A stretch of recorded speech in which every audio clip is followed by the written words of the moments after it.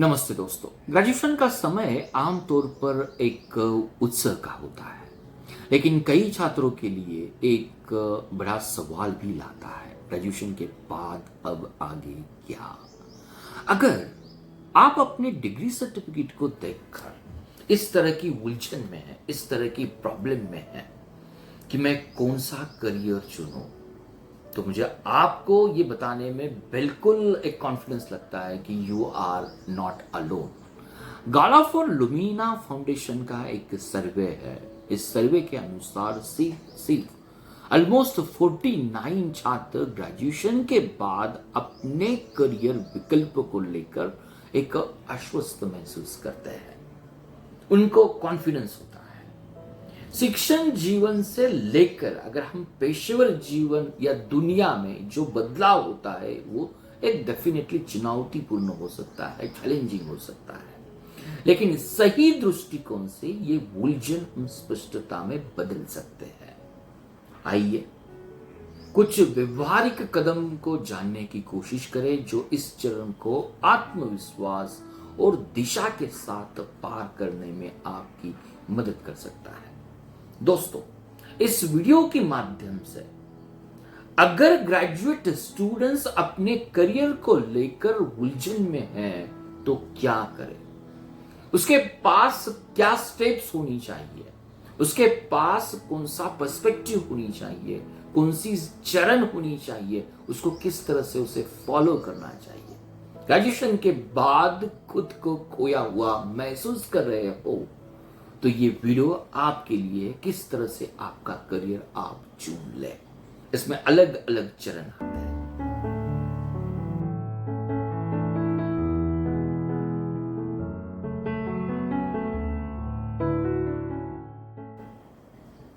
जो फर्स्ट चरण उसमें आता है, अपनी रुचियां और अपनी ताकतों पर चिंतन करें। रुचियां, इंटरेस्ट और आपकी स्ट्रेंथ। नौकरी के आवेदन करने से पहले अपनी रुचियां और क्षमताओं का आकलन करें। किस तरह से आकलन करें? उसके लिए आपको स्वयं से कुछ सवाल पूछने पड़ेंगे। कौन कौन से सवाल उसमें आते हैं? फर्स्ट सवाल आपको खुद से पूछना पड़ेगा, मुझे कौन कौन से विषय सबसे ज्यादा पसंद थे। नेक्स्ट क्वेश्चन आपको पूछना चाहिए, कौन से प्रोजेक्ट या असाइनमेंट ने मुझे आत्मसंतोष दिया, सेल्फ सेटिस्फैक्शन दिया। थर्ड क्वेश्चन आपके पास होना चाहिए, कौन कौन सी स्किल्स में मैं स्वाभाविक रूप से एक अच्छा हूं। और फोर्थ क्वेश्चन आपको होना चाहिए, मेरे प्रोफेसर, मेरे साथी, मेरे मेंटर मेरे किस हुनर की तारीफ करते हैं। इस तरह के क्वेश्चंस आपको खुद को पूछने हैं। एक एग्जाम्पल आपके साथ मैं देना चाहता हूं, आयशा का एग्जाम्पल है। एक आयशा जो साइकोलॉजिकल ग्रेजुएट है, अपने भविष्य को लेकर आपकी तरह भी एक अनिश्चित थी, लेकिन जब उन्होंने आत्ममंथन किया, खुद को कुछ क्वेश्चन पूछे, तो उन्होंने महसूस किया किशोरों की मानसिक स्वास्थ्य की समस्याओं को उलझाने में उन्हें बहुत खुशी मिलती है। टीनेजर मेंटल हेल्थ, इसके बारे में सी इज वेरी सेटिस्फाइड। तो ये जो अंतर्दृष्टि थी उन्हें स्कूल काउंसलर बनाने के रास्ते पर प्रेरित किया और बाद में उन्हीं में उन्होंने एजुकेशन को कंटिन्यू किया, अपस्किल किया। Now she is working as a school counsellor.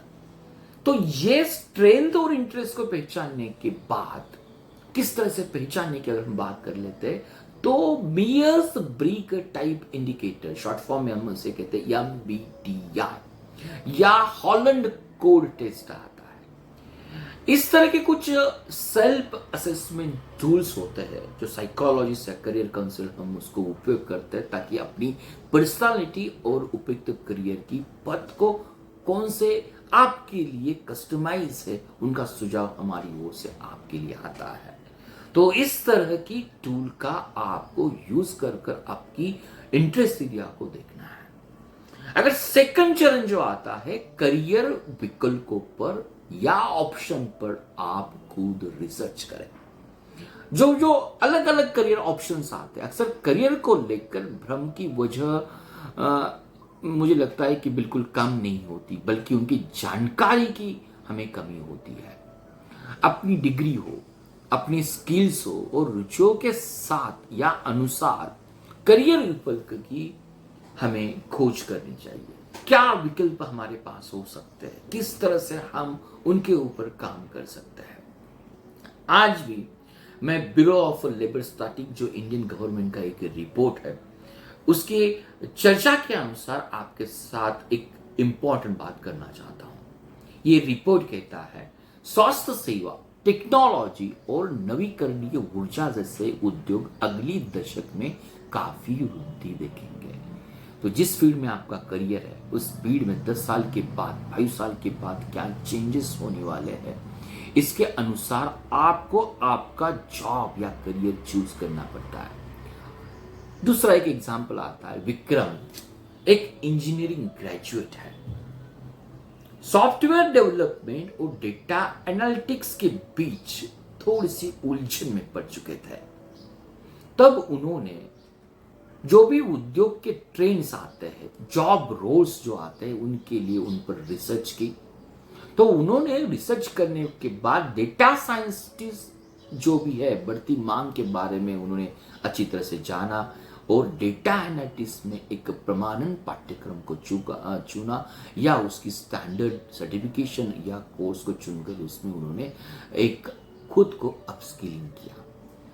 तो हमारे लिए कुछ अलग अलग सोशल मीडिया प्लेटफॉर्म्स आते हैं। एक लिंक्डइन आता है, ग्लासडोर आता है, या सरकारी सम रिपोर्ट से जॉब ट्रेंड्स या हम वेतन की अपेक्षाएं और उद्योग मांगों के बारे में मूल्यवान जानकारी प्राप्त करें। तो ये चरण मुझे लगता है सबसे इंपॉर्टेंट चरण आता है। हमारे करियर के बारे में 10 साल के बाद होने वाली जो चुनौतियां आती है, चैलेंजिंग आती है, उस चैलेंज को हमें आज महसूस करना पड़ेगा। अगर हम ये महसूस कर लेते हैं, according to we change our direction. चरण नंबर 3 आता है, स्टेज नंबर 3 आती है, जो भी स्पेशलिस्ट होते हैं उनसे मार्गदर्शन ले। विशेषज्ञ की हम बात कर रहे हैं तो हमसे मदद लेने में कोई भी झिझक ना करें। उसमें करियर काउंसलर आ सकते हैं, मेंटर्स आ सकते हैं, प्रोफेसर आ सकते हैं, आपके कॉलेज के एलुमनी आ सकते हैं। उनके अनुभवों से मूल्यवान सलाह हम प्राप्त कर सकते हैं। अगर ये उनकी फील्ड में स्पेशलिस्ट होते हैं तो स्पेशलिस्ट से क्या फर्क पड़ता है। एनएसीए का रिपोर्ट आपके साथ मैं जरूर प्रस्तुत करना चाहता हूं। NACA, national association for the colleges and the employ, उनका एक अध्ययन है, उनका एक रिपोर्ट है। उस अध्ययन के अनुसार करियर काउंसलर से परामर्श लेने वाले छात्रों के जॉब के सर्च में जो सफल होने की संभावना होती है, ये 82% से अधिक होती है। इसका मतलब ये नहीं है मैं करियर काउंसलर हूं इसलिए आपको रिकमेंड नहीं कर रहा हूं। ये रिपोर्ट आता है एनएसीए का रिपोर्ट। अगर आपके पास मेंटर्स होते हैं तो डेफिनेटली आपका करियर का सेटिस्फैक्शन सबसे अच्छा होता है। मैं मीरा का एक एग्जाम्पल देना चाहता हूँ, जो लिटरेचर ग्रेजुएट है, शिक्षण और कंटेंट राइटिंग के बीच में भ्रमित थी। तो अपने प्रोफेसर से बातचीत करने के बाद, जो दोनों क्षेत्र का अनुभव रखते थे, अपने प्रोफेसर से उन्होंने बात की कि मैं किस क्षेत्र में चले जाऊं। तो चर्चा करने के बाद उन्हें एक महसूस किया वो फ्रीलांस लेखन के साथ शुरुआत कर सकती है और शिक्षण परीक्षाओं की तैयारी कर सकती है। तो आगे का शिक्षण या उसे जो अपस्किलिंग था वो तो उसे करना था, लेकिन वो करे या कंटेंट राइटिंग पर काम करे, थोड़ा सा वो कंफ्यूजन थी। तो प्रोफेसर ने उन्हें सुझाव दिया। तो this is the professional networking. जो प्लेटफॉर्म्स आते हैं अलग अलग फील्ड के लिए अलग अलग हो सकता है, तो इन प्लेटफॉर्म से आप जुड़े, करियर फेयर्स में भाग ले ताकि इंडस्ट्री एक्सपर्ट से आप जुड़ सके। तो ये जो स्पेशलिस्ट लोगों का सुझाव आता है, उनके अपने अपने क्षेत्र में जो पावर होती है, नॉलेज होता है, वो डेफिनेटली अपने करियर को चूज करने में बहुत ही इंपॉर्टेंट साबित हो सकता है। चरण नंबर 4 आता है, व्यवहारिक अनुभव प्राप्त करें। व्यवहारिक अनुभव का मतलब क्या आता है? कई बार कुछ नया आजमाना ही चीजों को स्पष्ट करने को मुझे लगता है कि सबसे अच्छा तरीका होता है कि क्या है जिस प्रोफेशन में मैं काम कर रहा हूं, फॉर इसके लिए हमारे लिए इंटर्नशिप आती है, फ्रीलांस काम आता है, या स्वयंसेवी संस्थाओं का अनुभव आता है जो आपको वास्तविक दुनिया की समझ देने का काम कर लेता है। हम तो सोच लेते हैं कि ये करियर में मुझे लिए सबसे अच्छा होगा, लेकिन जब तक हम उसका खुद एक्सपीरियंस नहीं कर लेते तब तक हम वो करियर क्या है उसके बारे में हम नहीं जान सकते। रोहन का एक एग्जाम्पल है। रोहन एक पर्यावरण विज्ञान ग्रेजुएट, रिसर्च और कॉर्पोरेट सस्टेनेबिलिटी के बीच उनके मन में उलझन थी, एक असमंजस बना था। एक नवीनकरणीय ऊर्जा कंपनी में इंटर्नशिप ने उन्हें सस्टेनेबिलिटी कंसल्टिंग के प्रति उनका झुकाव दिया। तो उन्हें सोचा कि सस्टेनेबिलिटी जो भी ऊर्जा के बारे में नया फील्ड है, थोड़ा सा मुझे लगता है कि मुझे जाना चाहिए, इसमें कुछ नई अपॉर्चुनिटीज हो सकती है।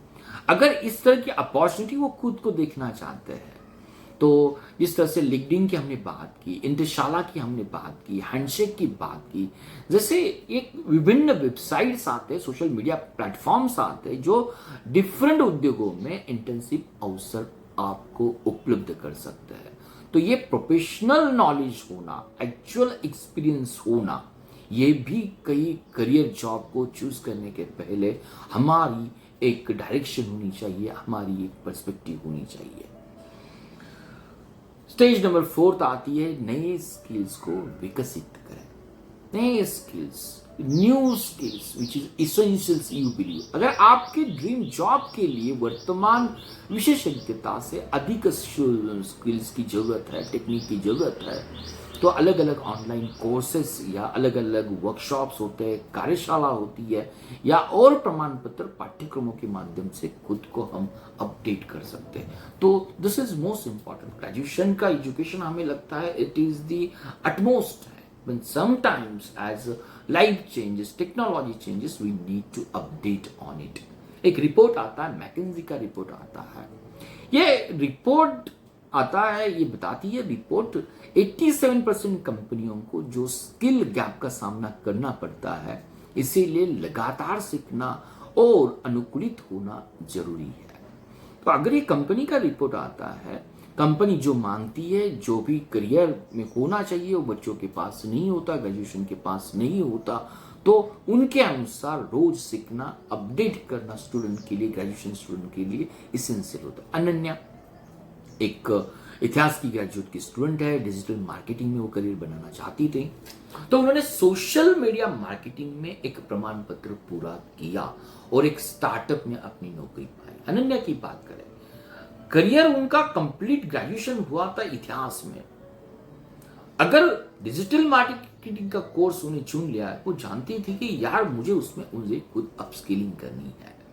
तो आज ऑनलाइन प्लेटफॉर्म की हम बात करें, कोर्सेरा की बात करें, यूडेमी की बात करें, स्किल की बात करें, जिस तरह की ये ऑनलाइन प्लेटफॉर्म है, हमें विविध क्षेत्रों में सस्ते कोर्स भी उपलब्ध कर सकती है। तो मेरा एक सुझाव रहेगा, Coursera, Udemy, this are the platform जहां पर एटलीस्ट आप कोर्स करके समझ सकते हैं कि जिस फील्ड में मैं करियर करना चाहता हूं उसमें मुझे रियली इंटरेस्ट है या नहीं है। और सबसे इंपॉर्टेंट बात आती है, ये जो करियर चूज करना एक आपकी यात्रा है, और ये यात्रा एक स्पेसिफिक है, यूनिक है। तो करियर को लेकर उलझन महसूस करना एक कोई सफलता नहीं है। तो we are fail in career, ऐसा कहीं होता नहीं। आपकी रुचियां, आपकी कॉलिंग की खोज करने का एक मौका मिलता है जब आप करियर को अलग अलग मायने से देखना चाहते हैं। तो डेफिनेटली आप एक मार्गदर्शन ले और नए अनुभवों को खुले कर देखिए कि हमें किस तरह से काम करना है। तो अगर मैं इस वीडियो को समराइज करना चाहता हूं तो हमेशा याद रखें, ग्रेजुएशन के स्टूडेंट अपनी ताकतों और रुचियों पर आत्ममंथन होना चाहिए किसी जॉब को अगर चूज करना है।